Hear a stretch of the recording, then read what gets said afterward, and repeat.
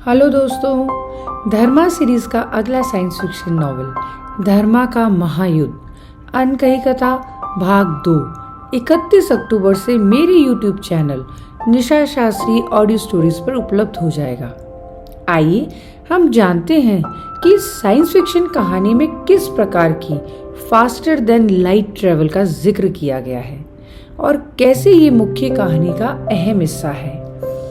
सबसे पहले हम जानेंगे स्पेस कम्युनिकेशन की 3 वेव्स जिनके जरिए पूरे स्पेस में कम्युनिकेशन किया जाता था। ये 3 वेव्स हैं एरिपो waves, stealth waves and pure waves. सबसे पहले हम एरिपो वेव्स के बारे में जान लेते हैं। ये प्रकाश गति से तकरीबन 16 लाख गुना तेज चलती है और कभी भी प्रकाश गति से नीचे नहीं जाती।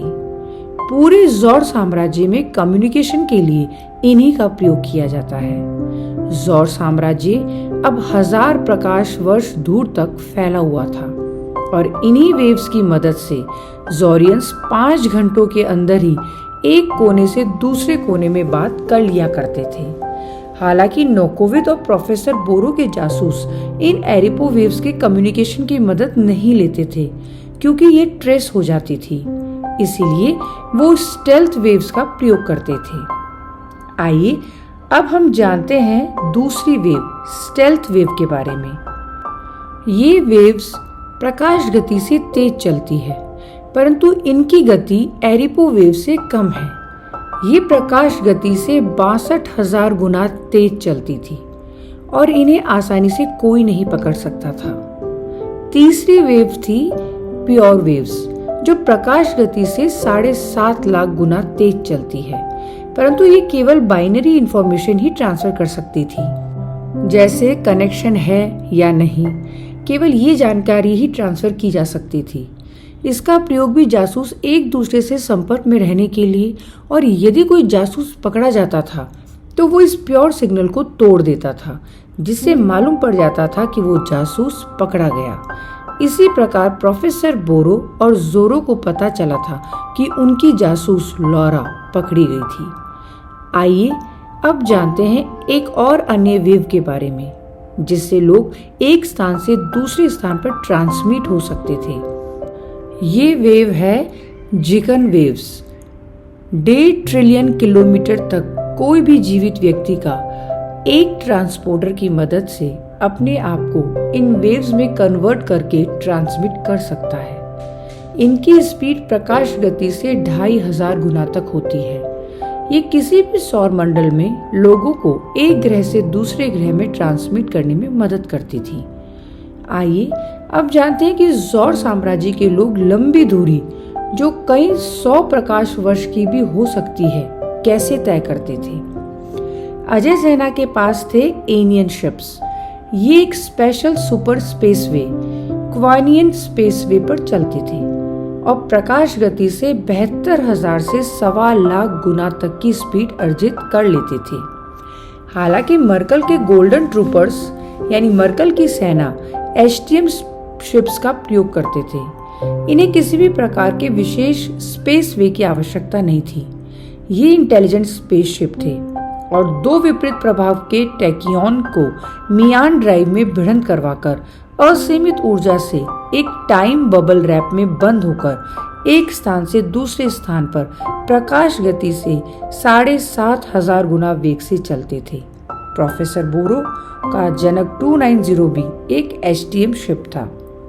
इसके अलावा फ्रान गैलेक्सी की सभ्यताएं कई अन्य तरीकों का भी प्रयोग करती थी, जैसे वर्म होल ट्रेवल, जिसके जरिए एक स्थान से दूसरे स्थान पर आसानी से पहुंच जाया जा सकता था।